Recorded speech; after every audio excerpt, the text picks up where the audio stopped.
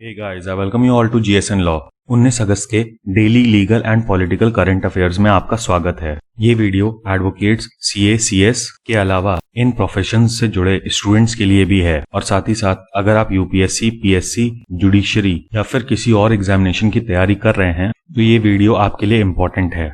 शुरू करने से पहले मैं आपको बता दूं कि आप हमसे in different social media platforms पे जुड़ सकते हैं और अगर आपका कोई क्वेश्चन है तो आप मुझसे कोरा पे पूछ सकते हैं। आज के वीडियो में हम सबसे पहले बात करेंगे ऑनरेबल सुप्रीम कोर्ट के उस ऑर्डर की जिसके तहत पीएम केयर्स फंड के पैसे को एनडीआरएफ फंड में ट्रांसफर करने से मना कर दिया है। फिर ministry of human resource and development का नाम बदल के मिनिस्ट्री ऑफ एजुकेशन कर दिया गया है। इसके अलावा हाल ही में नेशनल ग्रीन ट्रिब्यूनल ने 286 करोड़ रुपए का कंपनसेशन ऑर्डर कर दिया है। उसके बाद हम बात करेंगे स्वच्छ महोत्सव की जो कि गवर्नमेंट के द्वारा ऑर्गेनाइज किया जाएगा। अब एच.जी. वेल्स की नॉवेल में जिस इनविजिबल मैन टेक्नोलॉजी की बात की गई थी उससे सिमिलर टेक्नोलॉजी बेंगलुरु के कुछ साइंटिस्ट ने डेवलप कर ली है जिसका इस्तेमाल आने वाले समय में डिफेंस पर्पसेस के लिए होगा। फिर भारत सरकार के द्वारा स्वदेशी माइक्रो प्रोसेसर चैलेंज लॉन्च किया गया है तो आज हम इसके भी एम्स एंड ऑब्जेक्टिव्स के बारे में बात करेंगे। अब इस वीक में अभी तक हम आपको कोई भी टॉपिक डेडिकेटेड वीडियो नहीं दे पाए हैं बट आज से टॉपिक डेडिकेटेड वीडियोस रिज्यूम हो जाएंगी और ये जो पूरा केस है इस पे भी हम जल्दी ही आपके लिए डिटेल्ड एनालिसिस लेकर आएंगे। अब देखिए, जब से पीएम केयर्स फंड का अनाउंसमेंट हुआ है तभी से इस पे कंट्रोवर्सी होने लगी थी और इस संदर्भ में centre for public interest litigation नाम की संस्था ने सुप्रीम कोर्ट में एक पिटीशन दायर की थी जिसमें उन्होंने प्रे किया था कि पीएम केयर्स फंड में जो भी पैसा आया है उसको एनडीआरएफ फंड में ट्रांसफर कर दिया जाए। अब यहाँ पर आप पीएम केयर्स का फुल फॉर्म याद कर लीजिएगा, स्पेशली अगर आप यूपी पीसीएस की तैयारी कर रहे हैं क्योंकि उसमें इसके फुल फॉर्म से रिलेटेड डायरेक्ट क्वेश्चन आ सकता है। अच्छा, इस केस में जो प्रेयर की गई थी लिटिगेंट के द्वारा उसको ऑनरेबल सुप्रीम कोर्ट ने रिजेक्ट कर दिया है और ये केस ऑनरेबल सुप्रीम कोर्ट की 3 जजेस बेंच ने डिसाइड किया है। फिलहाल के लिए आप एक समरी में जान लीजिए कि ऑनरेबल सुप्रीम कोर्ट ने क्या हेल्ड किया। सबसे पहले तो कोर्ट ने ये कहा कि कोई भी स्टैट्यूटरी प्रोहिबिशन नहीं है, यानी कि कोई भी लीगल प्रोहिबिशन नहीं है कि government of India NDRF fund का ही इस्तेमाल करेगी फॉर टैकलिंग कोविड-19। साथ ही साथ कोर्ट ने यह भी कहा कि section 46(1)(b) of disaster management act के तहत किसी भी तरह के कंट्रीब्यूशन के लिए कोई भी प्रोहिबिशन नहीं है अपॉन एनी पर्सन और इंस्टीट्यूशन। आखिरी में पीआईएल की मेरिट्स पर कमेंट करते हुए ऑनरेबल सुप्रीम कोर्ट ने कहा कि जब सेंट्रल गवर्नमेंट ने सारे स्टेट्स को फाइनेंशियल असिस्टेंस प्रोवाइड कर दी है कोविड-19 को टैकल करने के लिए तो कोई भी पीआईएल इस चीज का इशू नहीं बना सकती कि सेंट्रल गवर्नमेंट किस फंड में से स्टेट को पैसा दे, किस फंड में से ना दे। कुल मिला के सिंपल सी बात जानिए कि पॉलिसी मैटर्स में कभी भी कोर्ट इंटरफेयर नहीं करती है और ये जो पीएम केयर्स फंड बनाया गया और जो भी पैसे का इस्तेमाल सेंट्रल गवर्नमेंट ने कोविड-19 के दौरान किया इस पे कोर्ट इंटरफेरेंस नहीं करेगी। सवाल बनता है कि ये दोनों चीजें एनडीआरएफ फंड के विषय में हैं तो ये पीएम केयर्स फंड से कैसे रिलेटेड है। देखिए, सबसे बड़ी कंट्रोवर्सी यही है कि पीएम केयर्स फंड की कोई भी लीगल बैकिंग नहीं है और काफी लोगों का ये कहना था कि जब एनडीआरएफ फंड बना हुआ है डिजास्टर्स को टैकल करने के लिए तो फिर अलग से पीएम केयर्स फंड बनाने की क्या जरूरत थी। तो इस केस में पूरा मामला दोनों फंड्स के कंपैरिजन को लेकर था। अब देखिए, ऐसे ऑर्डर्स को जब आप देखते हैं तो आपको ये लग सकता है कि जुडिशरी बहुत ही ज्यादा प्रो गवर्नमेंट है। मैं आपको 2 चीज बताना चाहता हूँ। पहला है आर्टिकल 5 सेपरेशन ऑफ पावर्स की बात की गई है जुडिशरी और एग्जीक्यूटिव के बीच में। अब देखिए, एग्जीक्यूटिव में काउंसिल ऑफ मिनिस्टर्स भी आते हैं जो कि गवर्नमेंट ऑफ इंडिया को रिप्रेजेंट करते हैं और इसी वजह से एग्जीक्यूटिव और जुडिशरी की ये कोशिश रहती है कि वो एक दूसरे के मैटर में इंटरफेयर ना करें और यही कारण है कि पॉलिसी डिसीजंस पे ऑनरेबल सुप्रीम कोर्ट कभी भी जुडिशियल रिव्यू नहीं करती। दूसरी चीज है लेजिस्लेटिव सुपीरियोरिटी। इसका अर्थ ये है कि जुडिशरी, एग्जीक्यूटिव और लेजिस्लेचर इन तीनों के बीच में अगर कोई क्लैश की स्थिति बनती है तो लेजिस्लेचर के पास हमेशा अपर हैंड होता है क्योंकि यहाँ पर जनता के इलेक्टेड रिप्रेजेंटेटिव्स हैं और ऑनरेबल सुप्रीम कोर्ट इस चीज का बहुत ज्यादा ध्यान रखती है कि वो लोगों के मैंडेट के खिलाफ ना जाएं और यही कारण है कि जब आप एज एन एडवोकेट कोर्ट के सामने जाते हैं तो आपको काफी ज्यादा एफर्ट लगाने पड़ते हैं कि कोर्ट स्टेट के खिलाफ डिसीजन दे। अब गवर्नमेंट ने ministry of human resource and development का नाम बदल के मिनिस्ट्री ऑफ एजुकेशन रख दिया है in exercise of powers under clause 3 of article 77 of the constitution. Article 77 का टाइटल है conduct of business of the government of India और इसके क्लॉज 3 के तहत प्रेसिडेंट के पास रूल मेकिंग पावर है कि कैसे गवर्नमेंट काम करेगी और इसी के अंतर्गत गवर्नमेंट ऑफ इंडिया रूल्स बनाए गए थे 1961 में और ये इन रूल्स का 356th अमेंडमेंट है। अब इन रूल्स के फर्स्ट शेड्यूल और सेकंड शेड्यूल में अमेंडमेंट किए गए हैं और जहां पर भी ministry of human resource development का इस्तेमाल हुआ है वहां पर मिनिस्ट्री ऑफ एजुकेशन से उसे सब्स्टिट्यूट कर दिया गया है और इसी के तहत 3 जगह पे ये सब्स्टिट्यूशन हुआ है। अब ये पर्टिकुलर एंट्रीज आपको याद रखने की जरूरत नहीं है। इसके बाद 13 अगस्त को नेशनल ग्रीन ट्रिब्यूनल ने मुंबई में काम कर रही 4 फर्म्स के ऊपर टोटल 286 करोड़ रुपए का कंपेंसेशन इम्पोज कर दिया है फॉर कॉजिंग एनवायरमेंटल डैमेजेस और इनके ऊपर आरोप ये था कि 5 साल के दौरान इन्होंने बहुत ज्यादा एयर पोल्यूशन किया है। इस केस में 2014 में एक एप्लीकेशन फाइल हुई थी 4 लोगों के द्वारा जो कि ईस्टर्न मुंबई के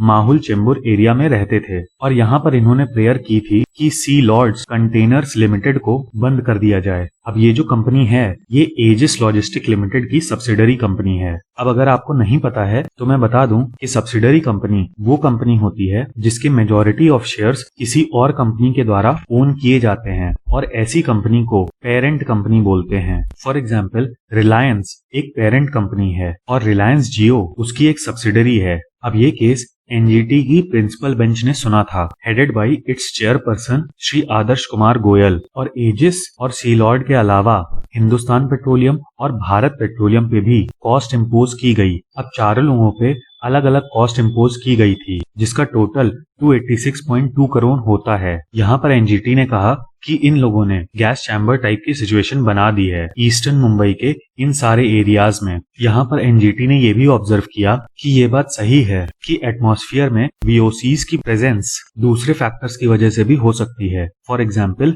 वेहिकुलर एमिशंस। लेकिन ये भी नहीं डिनाई किया जा सकता कि इन 4 कंपनियों ने कंट्रीब्यूट नहीं किया है for raising the levels of VOC in Mahul and Ambapada villages of eastern Mumbai. अब यहाँ पे VOC stands for volatile organic compounds और इसके पूरे डिटेल्स अभी हम आपको आगे बताएंगे। अब यहाँ पर सी लॉर्ड कंटेनर्स लिमिटेड और एजिस लॉजिस्टिक्स इन्वॉल्व था ऑयल, गैस और केमिकल्स की स्टोरिंग में, जिसकी वजह से एटमॉस्फेयर में VOCs रिलीज हुए और इन कंपनीज के जो प्लांट्स थे वो रेसिडेंशियल एरियाज के पास थे जिसका इन्होंने ध्यान नहीं रखा। अब कंपेंसेशन को असर्टेन करने के लिए एनजीटी ने 10 लोगों की एक कमेटी बनाई जिसमें डिफरेंट एक्सपर्ट्स शामिल थे और ये लोग एक्शन प्लान बनाएंगे उस एरिया के रेस्टोरेशन के लिए और जो भी हेल्थ प्रॉब्लम्स आई हैं उस एरिया के लोगों को उनको भी एड्रेस किया जाएगा। अब ये जो कंपेंसेशन का अमाउंट है ये इस रेस्टोरेशन के प्लान के लिए होगा और या तो इन कंपनीज के द्वारा ही इन प्लान्स को एग्जीक्यूट किया जाएगा या फिर कमेटी जैसा भी ठीक समझे।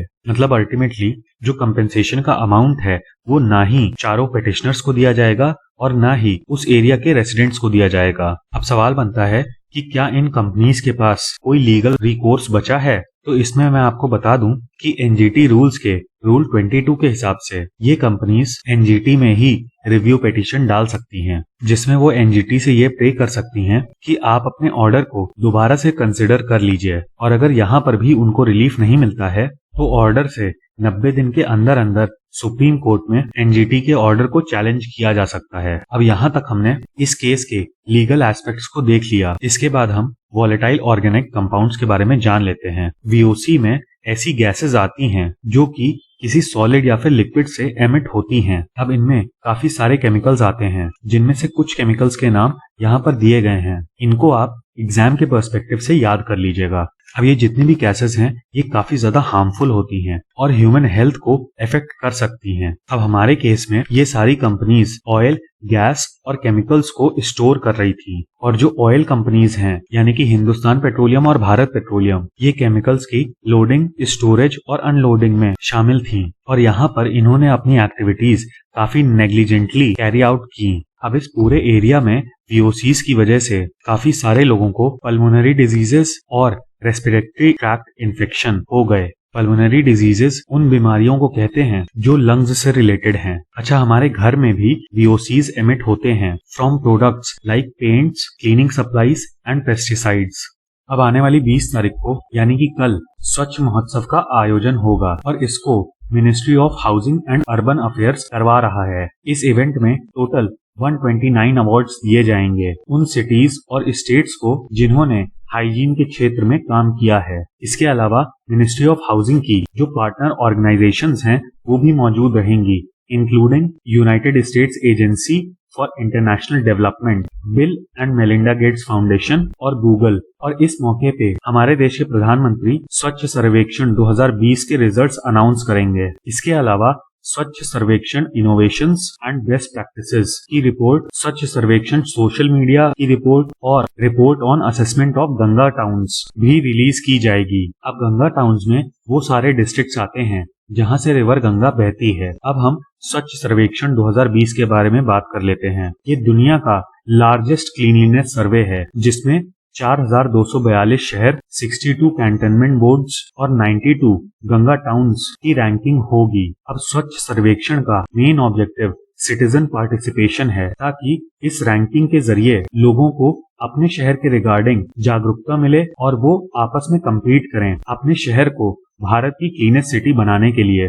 2016 में स्वच्छ सर्वेक्षण शुरू किया गया था और हर साल इसमें सिटीजन पार्टिसिपेशन बढ़ता ही जा रहा है, जो कि एक बहुत ही पॉजिटिव एस्पेक्ट है भारत के लिए। इसके अलावा स्वच्छ सर्वेक्षण में इस बार स्वच्छ सर्वेक्षण लीग का इंट्रोडक्शन हुआ था जिसमें क्वार्टरली बेसिस पर क्लीनलीनेस का असेसमेंट होता है और फाइनल सर्वे में इन क्वार्टरली असेसमेंट का 25% वेटेज होता है। मतलब जब फाइनल सर्वेक्षण के लिए पॉइंट्स कैलकुलेट किए जाते हैं तो उसमें 25% स्वच्छ सर्वेक्षण लीग से आते हैं। अब पहले एडिशन में 2016 में मैसूर को क्लीनेस्ट सिटी ऑफ इंडिया का अवार्ड मिला था, जबकि पिछले 3 साल से इंदौर को ये अवार्ड मिल रहा है। इस बार का स्वच्छ सर्वेक्षण 28 दिन में कंप्लीट किया गया और अब हम उनके की हाइलाइट्स को देख लेते हैं। पहली चीज, स्वच्छता ऐप पे 1.7 करोड़ लोग रजिस्टर हुए हैं, जबकि इनके पूरे सोशल मीडिया कैंपेन को 11 करोड़ इम्प्रेशंस मिले हैं। मतलब 11 करोड़ लोगों ने इनके सोशल मीडिया कैंपेन से इंटरैक्ट किया है।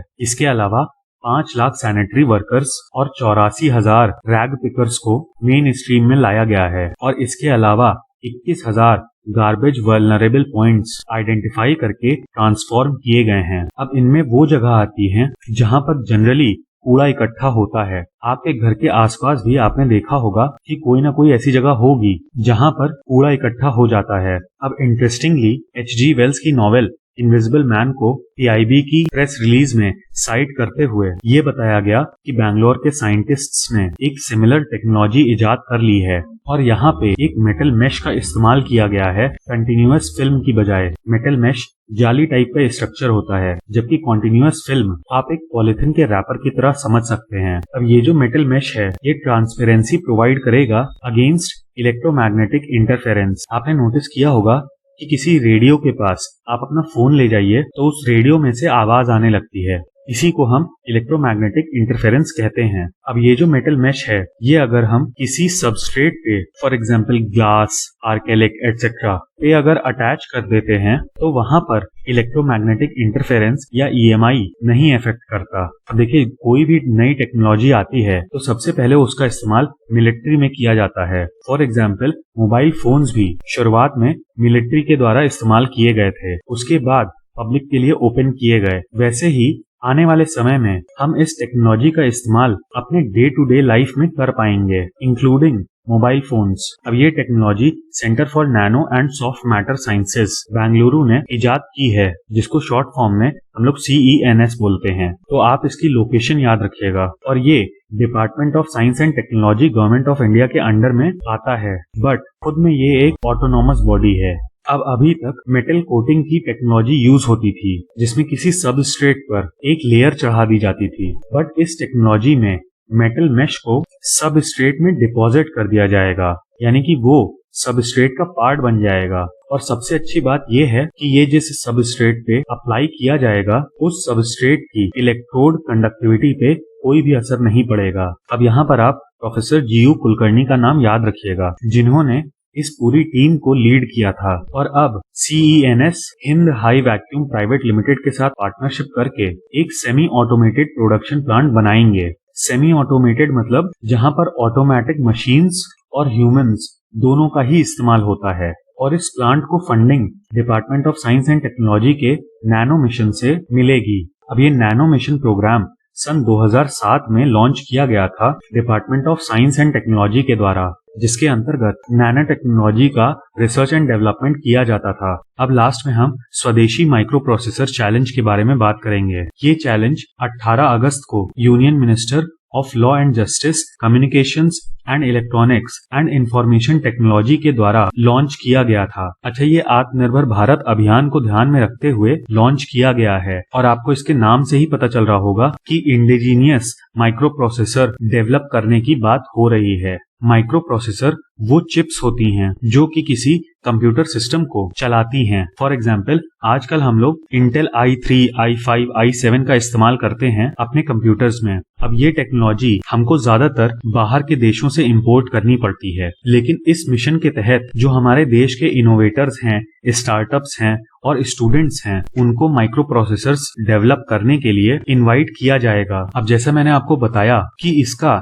बहुत ही ज्यादा सिग्निफिकेंट इकोनॉमिक एस्पेक्ट है और इसके अलावा सिक्योरिटी इश्यूज, लाइसेंसिंग एक्सेट्रा को भी एड्रेस किया जाएगा। क्योंकि देखिए, आप जब किसी और कंट्री से माइक्रो प्रोसेसर इंपोर्ट कर रहे हैं तो वहां पर यह भी पॉसिबिलिटी है कि उस माइक्रो प्रोसेसर का इस्तेमाल आपके ऊपर स्पाई करने के लिए किया जाए और ऐसे में आपका जो मिलिट्री एस्टेब्लिशमेंट है वो भी रिस्क पे होता है, क्योंकि ऑब्वियस सी बात है कि मिलिट्री में भी कंप्यूटर्स इस्तेमाल होते हैं जिनमें प्रोसेसर्स किसी और देश के इस्तेमाल होते हैं। अब ये जो इवेंट है, ये innovation ecosystem ministry of electronics बनाना चाहती है हमारे देश में, उसका पार्ट है और ये हर लेवल के स्टूडेंट्स के लिए और स्टार्टअप्स के लिए ओपन है। यहाँ पर 4.3 करोड़ रुपए का फाइनेंशियल सपोर्ट प्रोवाइड कराया जाएगा उन लोगों को जिन्होंने माइक्रो प्रोसेसर का हार्डवेयर प्रोटोटाइप डेवलप कर लिया हो। अच्छा, आप भी अगर कंप्यूटिंग बैकग्राउंड के हैं तो इस वेबसाइट पे जाके आप खुद को रजिस्टर करवा सकते हैं। ये पूरा इवेंट 10 महीनों तक चलेगा, जिसका रजिस्ट्रेशन प्रोसेस ऑलरेडी 18 अगस्त को स्टार्ट हो गया है और जून 2021 में ये चैलेंज कंक्लूड हो जाएगा। अब यहाँ पे काफी ज्यादा बड़े अवार्ड्स रखे गए हैं। टोटल 100 सेमीफाइनलिस्ट होंगे जिनको 1 करोड़ रुपए तक के अवार्ड दिए जाएंगे। मतलब ऐसा नहीं है कि किसी एक को 1 करोड़ रुपए मिलेगा, बल्कि ये अमाउंट 100 सेमीफाइनलिस्ट्स में डिवाइड होगा। इसके अलावा 25 फाइनलिस्ट को भी 1 करोड़ रुपए तक का अवार्ड मिलेगा और जो टॉप 10 टीम्स होंगी जो इसके फिनाले में एंटर करेंगी, उनको सीड फंडिंग और इंक्यूबेशन सपोर्ट प्रोवाइड की जाएगी। सीड फंडिंग का अर्थ है किसी स्टार्टअप को इनिशियल इन्वेस्टमेंट प्रोवाइड कराना जिससे वो अपना काम शुरू कर सके, और 12 महीने का इंक्यूबेशन सपोर्ट का अर्थ है कि 1 साल तक इनकी जो भी रिक्वायरमेंट्स होंगी उसको सरकार पूरा करने की कोशिश करेगी ताकि ये अपने प्रोजेक्ट को फाइनलाइज कर पाएं। अब जाते जाते ये भी जान लीजिए कि भारत में already 2 indigenous micro processors develop किए जा चुके हैं। एक का नाम है शक्ति, जो कि IIT मद्रास के द्वारा डेवलप किया गया है, जबकि दूसरा है वेगा। इसको CDAC ने डेवलप किया है। CDAC stands for centre for development of advanced computing. यहाँ पर मिनिस्ट्री ऑफ इलेक्ट्रॉनिक्स के द्वारा एक ओपन सोर्स आर्किटेक्चर प्रोवाइड किया गया था। इसका मतलब है ऐसी लैब्स या ऐसा इंफ्रास्ट्रक्चर जो कि सभी के इस्तेमाल के लिए ओपन हो, और इसका development microprocessor development program के तहत किया गया था। तो ये था हमारा एनालिसिस आज के करंट अफेयर्स का। उम्मीद है कि आपको ये वीडियो पसंद आया होगा और रेगुलर अपडेट्स के लिए चैनल को सब्सक्राइब करके नोटिफिकेशन आइकन को प्रेस करिएगा, और ऑल्टरनेटिवली आप हमारे टेलीग्राम चैनल को भी सब्सक्राइब कर सकते हैं जिसपे आपको इस वीडियो का PDF मिल जाएगा। आज के लिए इतना ही। थैंक यू एंड जय हिंद।